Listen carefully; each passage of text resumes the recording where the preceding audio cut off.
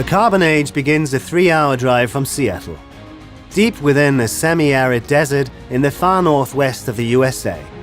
This was and is pioneer country. Today it is the pioneer setting for an industrial revolution. There must be a good reason for a carbon specialist like plant manager Steve Swanson to work out here. I moved to Moses Lake in mid-2010 with the objective of building and managing the best carbon fiber plant in the world. I really have a personal objective and a mission to make absolute sure that we are very successful and our project will change the future for carbon fiber in the automobile industry. The plant that was opened in 2011 is a joint venture of BMW and SGL Carbon. Carbon fiber is produced at this factory, the material automobiles will be made of in the future. Carbon weighs only half as much as steel and is therefore the ideal material for BMW i electric vehicles which carry a large underfloor battery. The light passenger cell, made of carbon fiber reinforced plastics, compensates the battery weight completely. Less weight means greater range. In addition, CFRP is extremely rigid and corrosion-free. At the plant near the small town of Moses Lake, carbon fibers are manufactured in the quantities required for vehicle production for the first time in automotive history.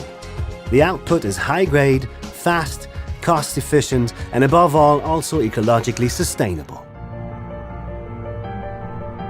This is a complicated production process in which the fibers are heated in huge ovens until they are black, strong, and light. The huge furnaces reach temperatures of up to 1,400 degrees Celsius. The fibers are spun into fine threads and rolled onto spools for shipping to Germany. The basic material required for manufacturing carbon fibers is a white polyacrylic thread, the so-called precursor. This is the krill area. This is the first step in the carbon fiber process. In this area, we take the polyacrylonitrile and form it into a web to go into the next step of the process. Similar fine fibers are used to manufacture knitwear, such as sweaters.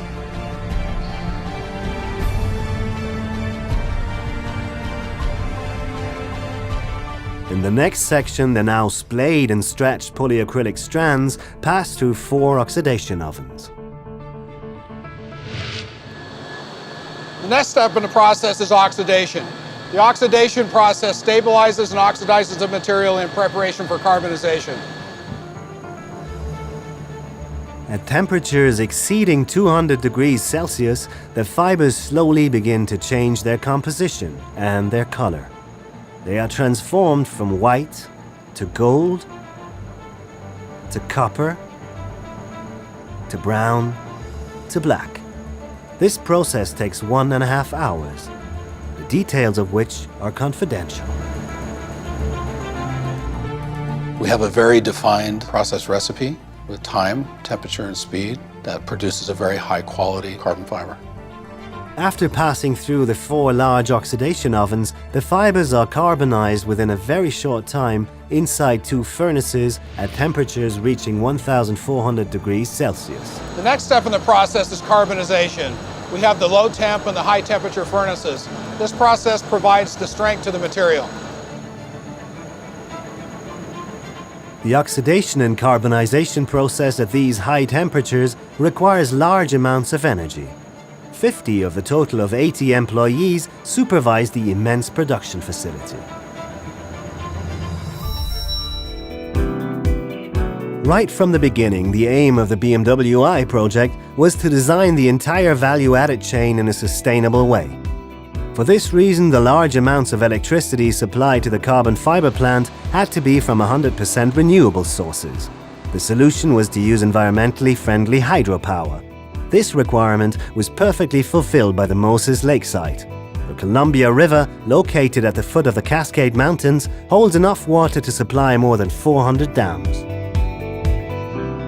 This is a fantastic place. 3 years ago, a site selection committee searched the globe for the location of our new site.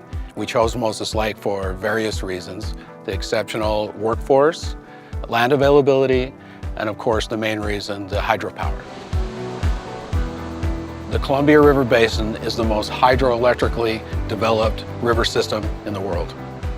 Wanapum and Priest Rapids dams provide a low-cost, renewable energy source for the Moses Lake facility that fits well with our sustainability model. Back to production. What happens to the fibers after carbonization is a manufacturing secret. The next step is the surface treatment. After carbonization, the material really has no functionality. It's sterile at this point. So in this process, we etch the outer skin of the material to allow it to bond with the resin system in later applications.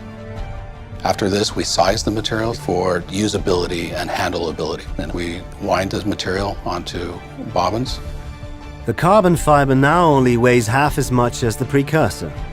With a thickness of only 0.007 millimeters, it is only 1/7 of the diameter of a human hair.